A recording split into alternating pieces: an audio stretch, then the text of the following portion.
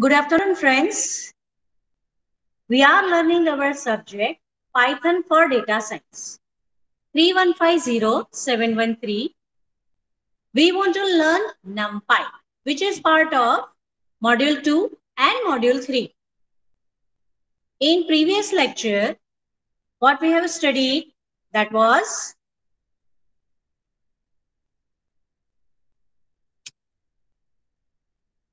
split, then we can say VStack, AddStack. That's what we have already studied, isn't it? Insert also we have seen. Now, let us start with append. Append, that is a method to append elements to NP array. So, x is equal to np dot append x and np dot array. Okay, this is what we want to do. But do we have the x available here? No, we do not have. Right? So, what should we do is we should have the x available, isn't it? If I run this, will I be able to run this? No. Why? Because yesterday we have run this and now we do not have our NP also available in this Jupyter notebook file, isn't it? So we have to first have those cells. So I can say import numpy as NP. That should be there, and X also should be available here. Fine. X also should be available here. Let us say I am giving the value of X that is equal to 1, 2, 3, 4. Okay. Let us run this. So it will be there in effect. Yeah, this one. Okay. Now after that, before say appending, we should print the original value, and then after we should append, and you can say that after appending also we'll print. So let's see. First of all, we were having the value that was 1, 2, 3, 4. After appending, we are having 1, 2, 3, 4. Then whole this array is being appended, right? So that is, and now this is one flattened array. Okay, it is nothing like this particular list is part of the NP array, or you can say array is part of array, but it is like a flattened array, isn't it? If I say it is not flattened array, then I could have seen it these also inside one list, isn't it? So let us go further. NumPy.delete. So what do we want is return a new array with sub arrays along and X deleted. Let's see how to use that. Say A is equal to np.array. We are giving the values. Now after that, what we are doing is print whatever is the value of A, and then after we are deleting from A 1, right? Let us see that.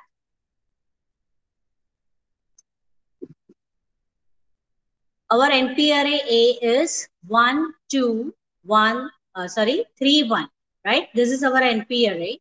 Now what we are doing is we are deleting this one, okay? Is it the element 1? No, it is not the element 1. So what we are specifying is this column, isn't it? This column.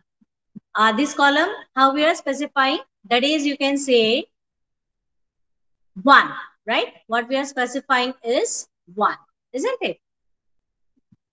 Along with the row, we can say first column we are deleting. Okay, we haven't specified the row, so you can say that for 0th row, the first column we are deleting, isn't it? So this one is getting deleted. Yes, with reshape, we want to continue further. Reshape, typically we do have the shape, that is, we can say in the form of row and column. Now we want to reshape it. That is, we want to change the number of rows and number of columns in a particular array. So what we can do is, let us see, we can have the idea. Print x comma, x dot shape. Now, with that, what do we want to do is y is equal to x dot reshape. Let us give some new shape, but we should verify that the number of elements should be there. That is, here we are saying that 3 rows and 6 columns. So 3 into 6, that means 18 elements should be there in the original array, right? Let us run this, we can have the idea. And order is C, that is T style row major. Okay, so this is the original array. We are reshaping and then we are printing. That's what we are doing. Let me run this. It is giving me error. Why it is giving me error? How many number of elements we are having? We can say we are having 10 number of elements. We can count that 1, 2, 3, 4, 5, 6, 7, 8, 9, 10. Right? 10 number of elements are there. What do we require is 3 into 6. That means 18 elements we require. Isn't it? What sort of error we are getting? Cannot reshape array of size 10 into shape 3, 6. We can understand that. Isn't it? So what should we have is, we should have 18 number of elements. Just now we do not have. So what should we do? We can change the shape, or otherwise we should have those many number of elements, then only we can do that, right? Let me change this to this 2 and this is 5. So 5 into 2, that will be 10, right? Let us run this. Now is it doing that? Fine. No error. Okay. No error is there now. So let us see here. It is 1, 2, 3, 4, 1 and 2, 300, 200, 300, right? So it is reshaped in 2 rows and 5 columns. You can understand that, isn't it? We have used the method that is reshape. Okay, now we want to see the resize. Return a new array with this specified shape. If the new array is larger than the original array, then the new array is filled with the repeated copies of it. Just now what we have seen, that is reshape. For reshape, say 2 into 5, that means 10 elements must be there in the original array. If it is not having, it will give error.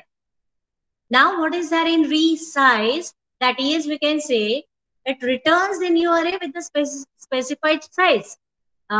Specified shape. Yes, it is. But if the new array is larger, that is what we have seen, that is 3 and 6 was the shape was given. So total elements required are actually 18. But we were not having that, isn't it? So it was giving error. But here it will not be there. Error will not be there. Okay. So let us check it out for that.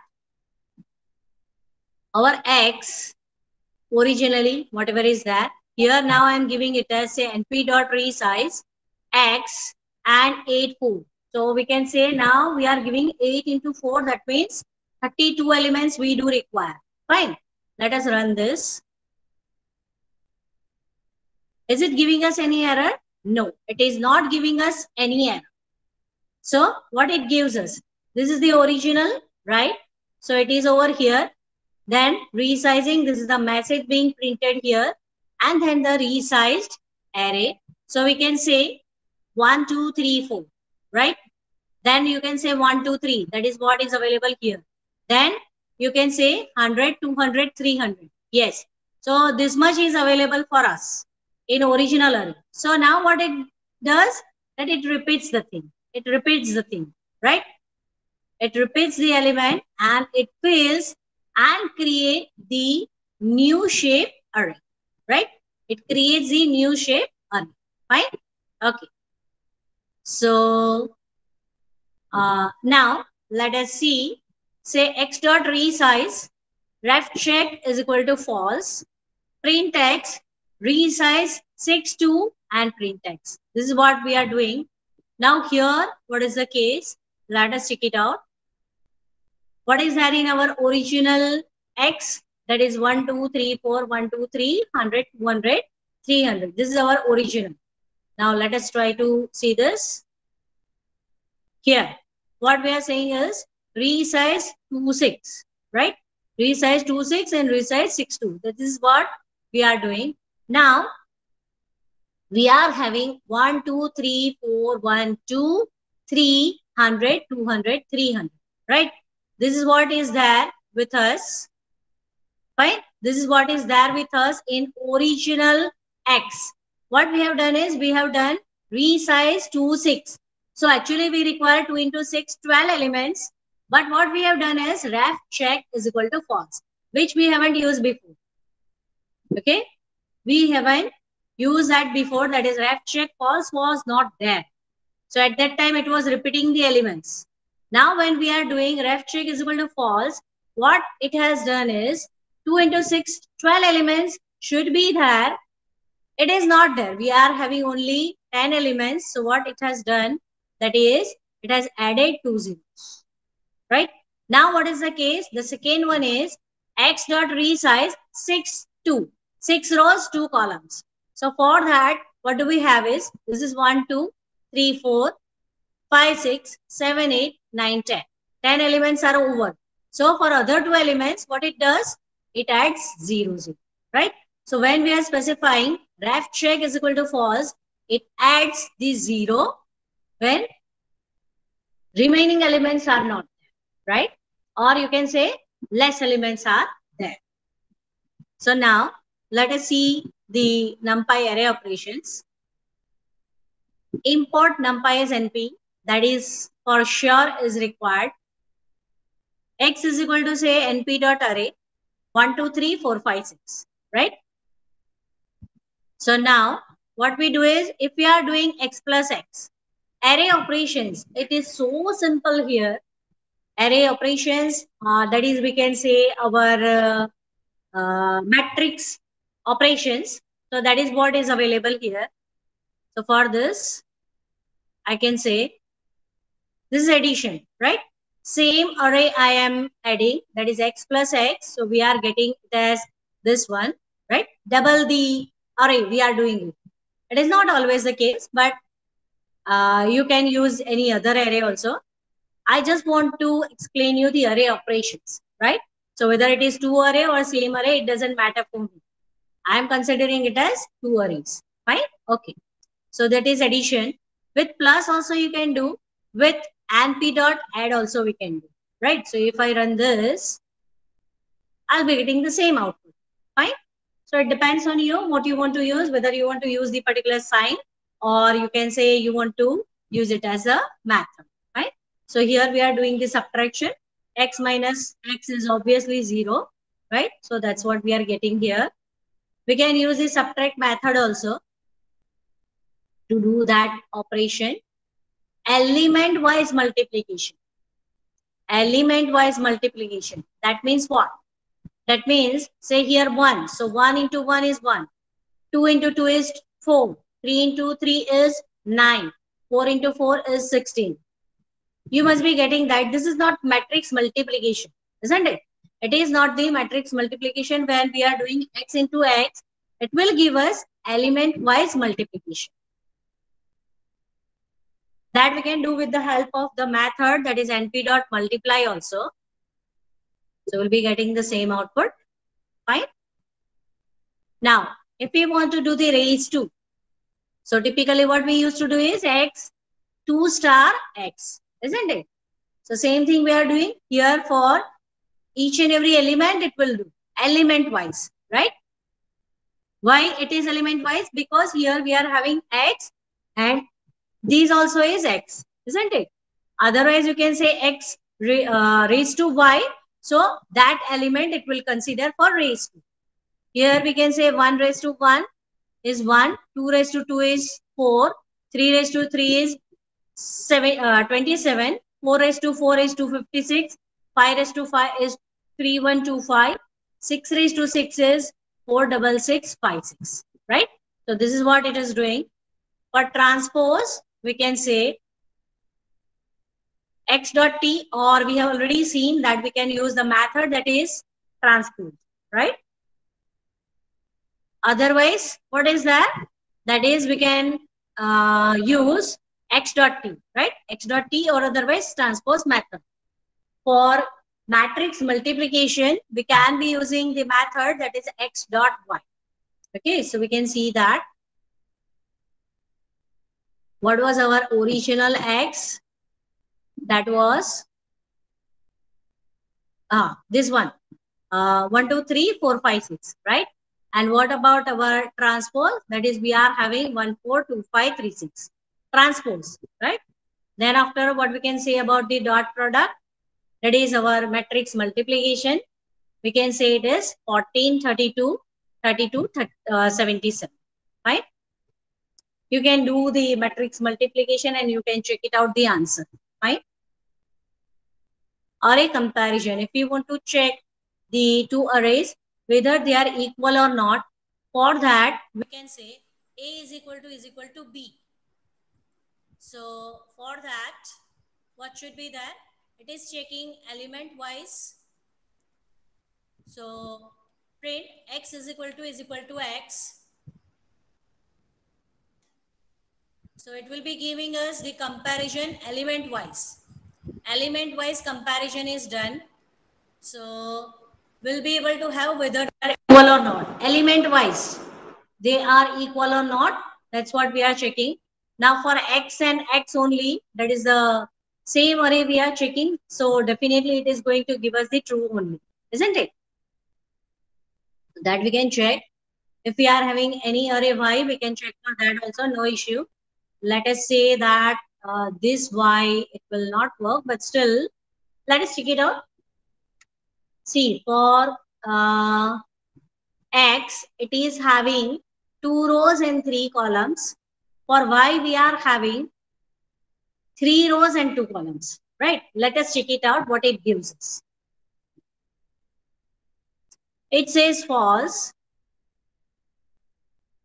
It says false, isn't it? X is equal to y, it says false. Now, what we want is element-wise comparison. Now, if I give the X array, that is, Y array, let me give it as, or any other Z. We don't have any value. X plus 3, right? So, let us have the same size array, that is our Z, right? And now check it out, what happens. That also is false only, but still, right? It is false. This will raise an error, right? What is the case? Z is equal to x plus 3. If I print it, see, we can understand that it is x plus 3. So it is having 4, 5, 6, 7, 8, 9. And what is the original x? That is, we can say 1, 2, 3, 4, 5, 6. So it is different only, but what it will return is false, right? It will return false. Let me have the other array. That is, you can say that few elements are same and few elements are not same. Then what will happen? Let me put it that way. We can have the idea. Insert cell below. Let us say that x is equal to, what was that? Let us take it from here only. So we can have that directly. Yes, it is this. Let me change only 2, 3 elements and check it out. Isn't it? Where it is? Yes, here it is. X is equal to np dot array. This was our original x, but what I am giving is now our z or z1, whatever we want. Let me change one or two things so we can have the idea, right? Only 2 elements I have changed. That is 4 was there, which I have put here, and 7 I have added, right? So now let me check for this comparison. That is x is equal to y. Oh no, this is z, isn't it? So this was wrong. It has given us false for each and every element, isn't it? That was for our z is equal to x plus 3. Here we have to write x is equal to z. We have written that y.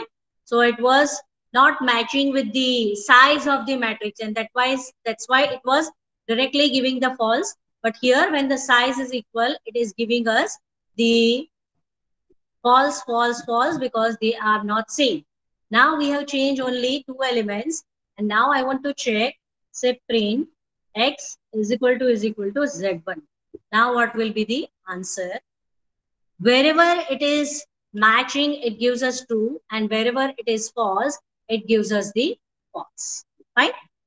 So this is what is the comparison.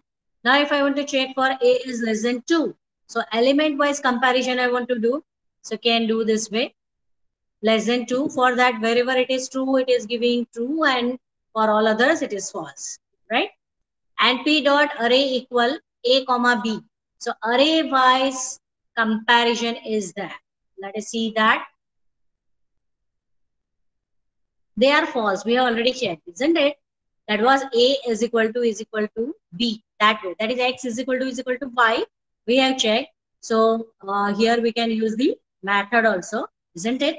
That is array underscore equal. Now, say if we want to copy array, then what to do?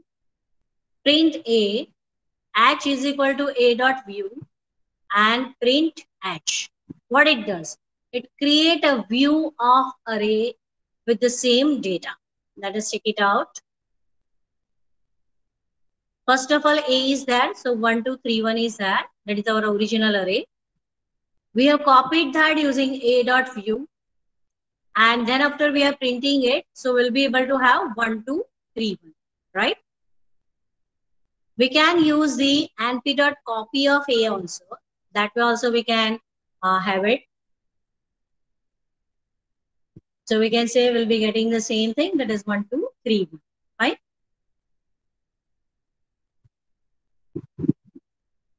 Now, h is equal to a dot copy. So what it will do? That will create deep copy of the array. Run. We are getting the copy, isn't it? If we want to sort the arrays, let us say that AA is equal to our NP array. This is not already sorted, right? If we want to sort this array, we can use it as AA dot sort, and we can print that. So what we'll be getting is, let me put it in other cell. I want to show you this first. So for this is sorted array, right? We can see that it is sorted, right? Using AA dot sort. Let me put one cell and put the other code. That is, we can say that we are having, say, BB is equal to NP dot array 6, 2 and 9, 3, right? So 2 cross 2 is there. Now BB dot sort, that is what is equal to 1, right? That is equal to 1. So now what is the output of this? We are having 2, 6 and 3, 9. 2, 6. This was 6, 2. Now it is 2, 6. And this was 9, 3. It is now 3, 9. Right? Now if I give the same code and giving it as the x is equal to 0, what will be done?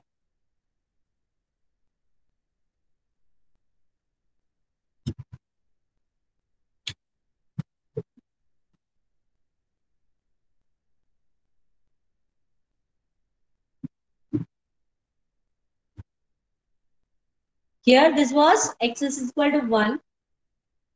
So we can say for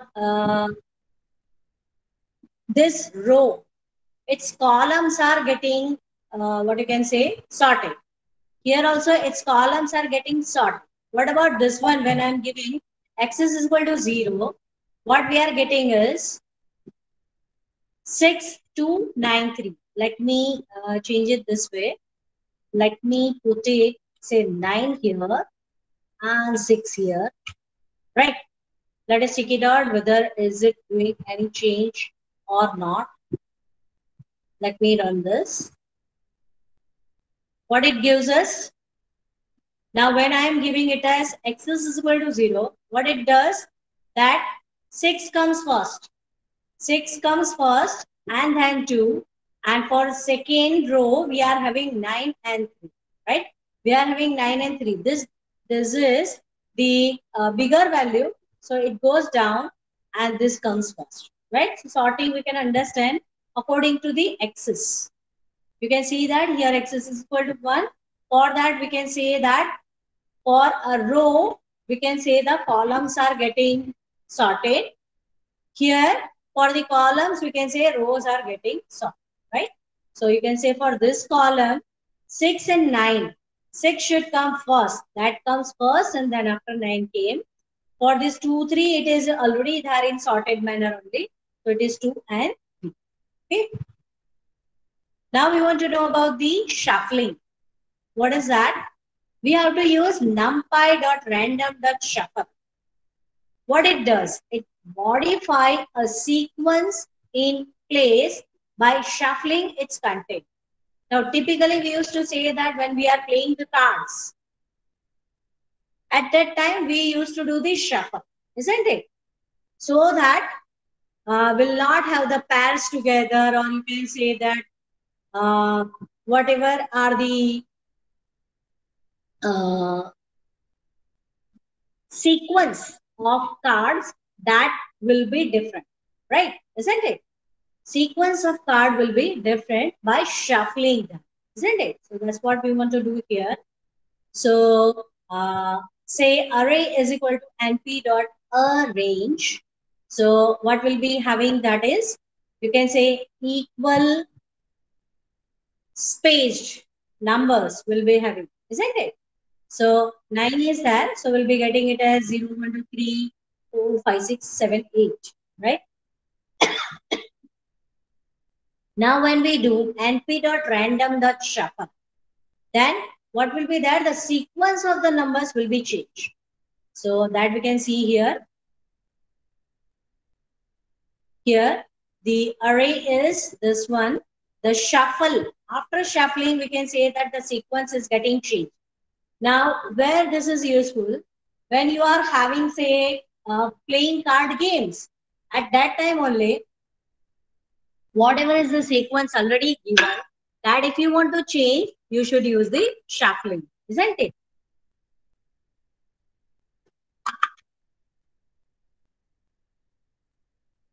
Now, let us reshape this array. That is, array is equal to array dot reshape into 3, 3. So what we'll be having, that is, we can say, whatever are the elements, 9 elements are there, right? And here we are shaping also in 3 rows, 3 columns, right? So that's what it is doing. So what will be there?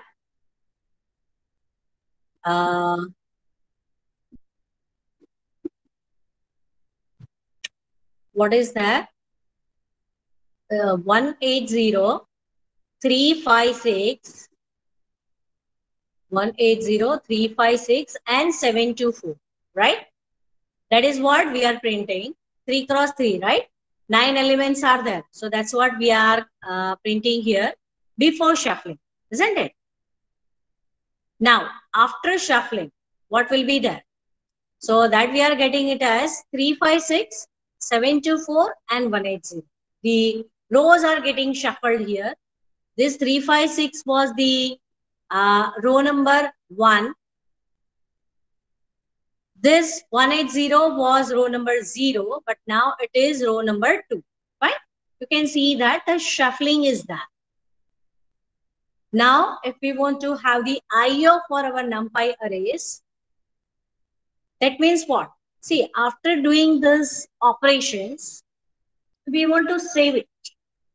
We want to save it in the text files, or we can say we want to save it on the disk. So what we are using is np.save. So my underscore array, and say value of a we want to store. np.save z. So if you want to save it as npz, and we can load that also, that is using, say, my array dot npy. Fine. Let us check it out for this. what it gives us. What is this?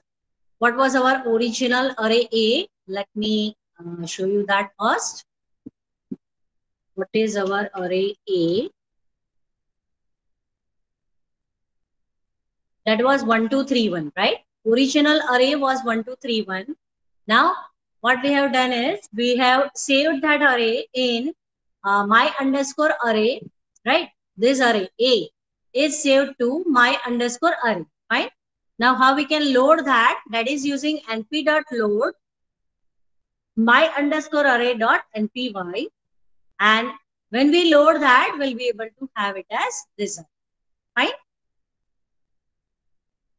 If we want to find the help of NumPy, what we can use it, say np.info, np.ndarray.dtype, or you can say if you want to find the information about say np.info fft or any other, right? So we can see that it will show you the information here, right? Whatever is the D type, then after you can see the example also. Whatever is there in its information, in its documentation, that's what it will show here. This FFT is what we can say is discrete Fourier transform. This FFT we have used, right? So that it gives us the information about that. Okay, so we can use that with np.info. Fine. So this is about the NumPy. Now we want to start with the pandas. Yeah, here we have to save that as we have added few things. Fine. So now from the same chapter, we want to start with pandas library. So we can say pandas, which is part of our module 2 and module 3. Fine. So yeah, pandas is an open source library, BSD licensed library, high performance library, easy to use data structures, data analysis tools for Python programming language, integrated time series functionality. The same data structures handle both for time series data and non-time series data, arithmetic operations and reductions, would pass on the metadata, flexible handling of missing data, merge and other relational operations found in popular databases like SQL based. Okay, this is what is the common properties of pandas library. Now, what is that? The fundamental behavior about data types, indexing and access labeling, alignment apply across all the objects. To get started, import NumPy and load pandas into your namespace. We do require, see, as we know that NumPy is the library to do the numeric operations. Fine. NumPy typically we used to say as numeric Python, right? This is pandas, but while we work with pandas, whatever data we are reading from our data set, that is our CSV file, comma separated value files, that we read, but then after we want to do the array operations, which we have seen with NumPy. So for that, what we need is, we need to have NumPy library also imported, right? So what we do is, first of all, we will be having import NumPy as NP and import pandas as PD, right?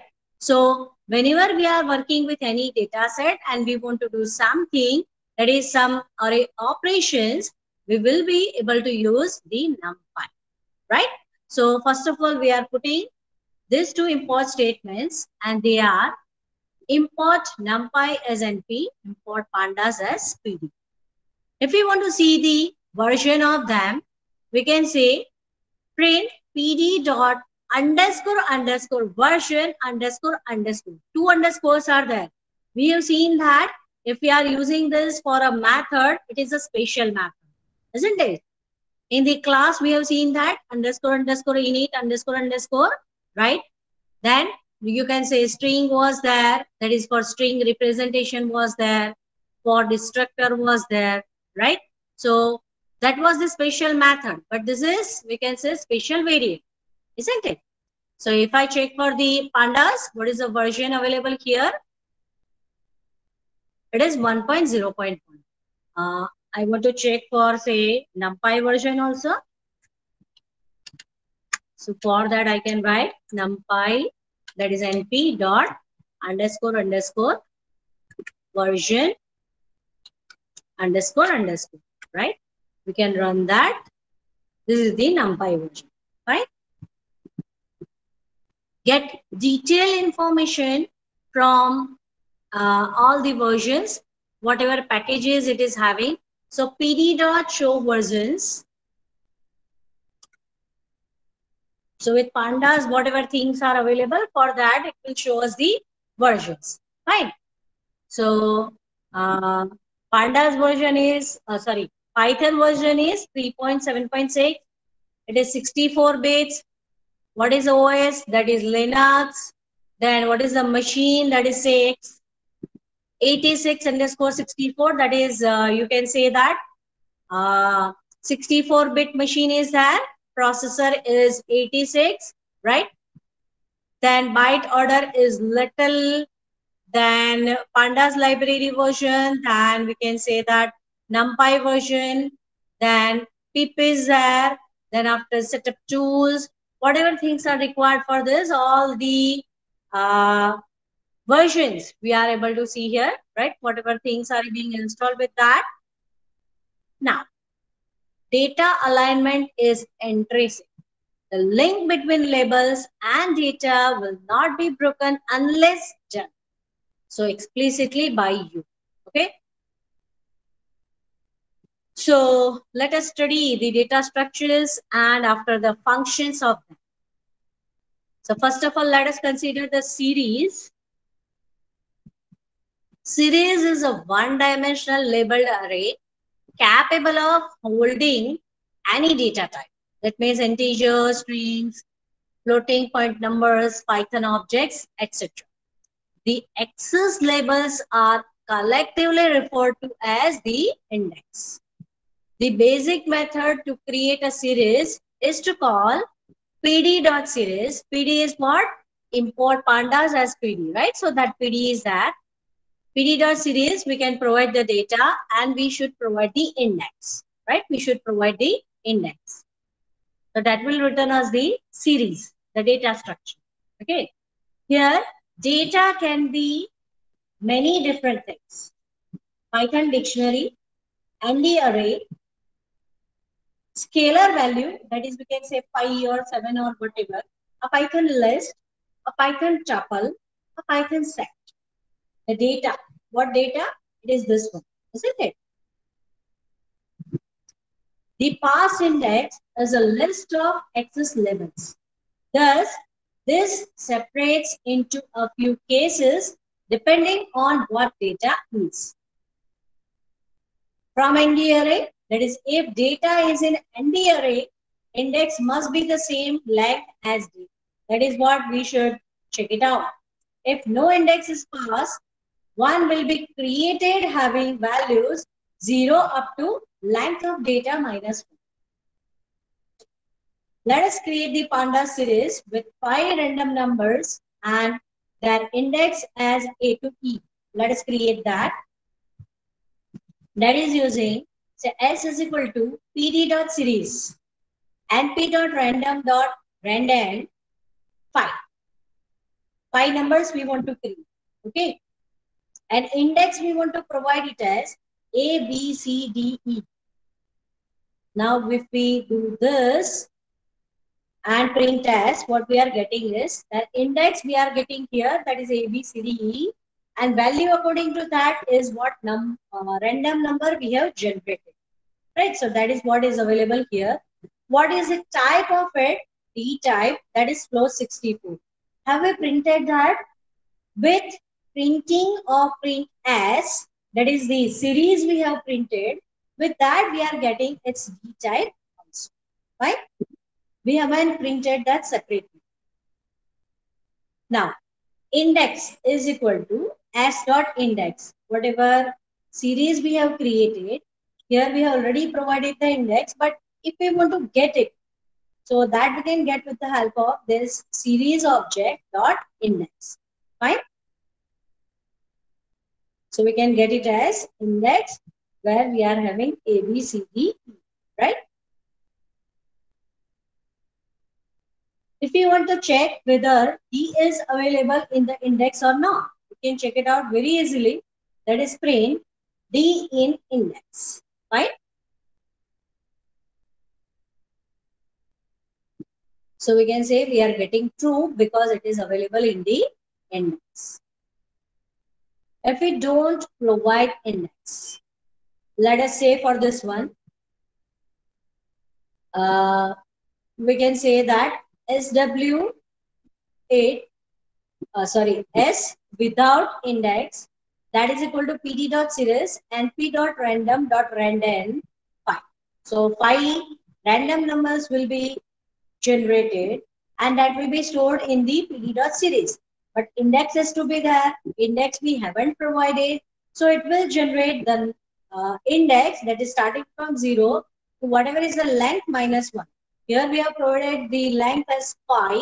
So 5 minus 1, so 4. So 0 to 4 will be the index and whatever number is generated that is being stored. Right? So this is the series. Now, if you want to create the series from dictionary object, what we can do is typically our dictionary is D is equal to C colon 1, B colon 3, A colon 5. This is the example of dictionary, isn't it? Now, if you want to create that, we can say that D series is equal to PD dot series of D. And if we print that, we'll be having the series which is being created from the dictionary, right? It is available here. So we can say it is C1, B3, A5. And its type is integer 62, right? Because this is the index. The CBA is index. Let us check it out that also. Print the series dot index. This is the index, right? This is the index. That is CBA. Okay. Now, when the data is dictionary and index is not passed, the series index will be ordered by the dictionary's insertion order. If you are using the Python version greater than 3.6 and Pandas version is greater than 0.23. So that's what you should verify. But for us, it is that only. So no need to worry. Right? The index we already seen. If we haven't provided the index separately, have we provided the index separately here? No, we haven't provided, right? So whatever are the keys, those will be its index. Fine. We haven't provided the index separately. Create series from the scalar value. See, I am showing you the example to create the series from, say, scalar value, then dictionary, then list, right? So we are creating the series from different data types available in our Python.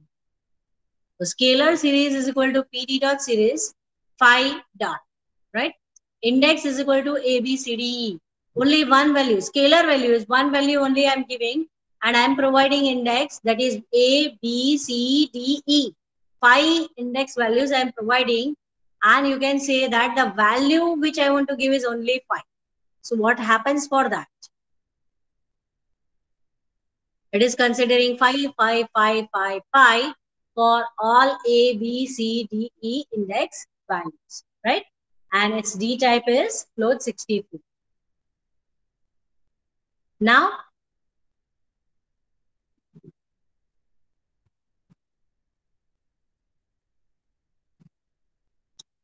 here what we are doing is, we are providing scalar in name series, that is equal to pt dot series phi dot index is equal to this, but we are giving one more, that is name is equal to something. Now what it will do, what it says, name is something and d type is equal to 62, right? Here it was only giving the d type is equal to float 64. Here it says name is something and d type is equal to float 64, right? That is what we have specified here. Now, what if we don't provide index value for scalar value series? Let's see. It will consider 0, 1, 2 up to data length minus 1 as index values. Let us check it out. Here we haven't provided the index. So what is the case? How many are there? Only one is there, isn't it? So 0 and 5.0. Fine. Create the series from the list. So here we are providing the list. So 5, 5.6, 5.7, right? And we'll be printing index also. We haven't provided the index. So we'll see that it will be 0, 1, 2. Fine. Index, if it is provided, we can say that it will be same, whatever we have provided. But if we haven't provided, then it will be 0 to whatever is the length of data minus 1. Then create the series from the tuple. So instead of list, now I'm providing the tuple.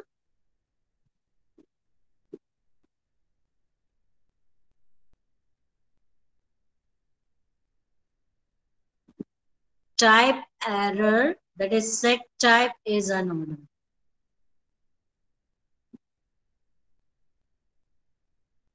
We are creating from tuple, we have already seen, right? This was from the tuple, right? Now this is from the set. Using the set how we are providing, that is in the braces we are providing the set, right? So if we create the set, I mean if we are having the set, with that if we are trying to create the series, it gives us type error. That is what is set type is unordered, right? Set type is unordered. And so what should be the value and what should be the index, right? Typically what we should have is a means x, means key is a, then it is value x, b is that, then the value is y, c is that, then the value is z, key d is the key, then value should be w. That should be that. But as the set is unordered, will not be able to create the series with that, right? It will give us the error. So from the set, we cannot create the series. Okay. Let us have series from the list, but we want to use np.nan. Now, why do we want to have this np.nan? NaN is, people used to say it as not defined data or not available data. So what should we do? Is it important to us? Should we have something like this? Yes. Why is it useful to us? Say, let me give you one example. You can understand that very clearly. Let us say we are having the student data. That is from say 2001 to 2021. Student data. Okay. So what typically we used to consider is enrollment number. Then we can say the name. Then after we can say we are having marks, branch, right? First of all, let us say that we are having branch, then we are having marks and many other things are there. Fine. Okay. So what else? Address is there, right? Then after we are having the phone number. Then after we are having email address. Now, if the data is there of 2001, then the mobile was available to all the students. Was it available to all their parents? No, it was not that. It was not so common. So if I consider the value for this, that will be something like our local numbers. What we used to say is, say 0261, then you can say 656565, something like this was the number, right? That is, we used to say that BSNL number, landline number, right? But these days we can say that, say 2021 student data is there, then I'll be having the number, that is, we can say something like our 10-digit number, isn't it? We can say that it is 10-digit number, that is the mobile number, right? Okay. Now one more thing is email address. Few years back, that is in 2001, can you say that your parents were having the email address? No, you are not having, right? Students, after entering a particular college, they will create the email address. They will be part of the Google group or Yahoo group or whatsoever, and they will be using. But when they enter the college at that time, when we are taking this information, will we be having that email address? No, will not be having that, isn't it? So what? We will be having the data of the students where email address was optional at the time of 2001. But these days, that is in 2021, it is compulsory, or we can say that all parents are having the email ID, because most of the people are using the mobile.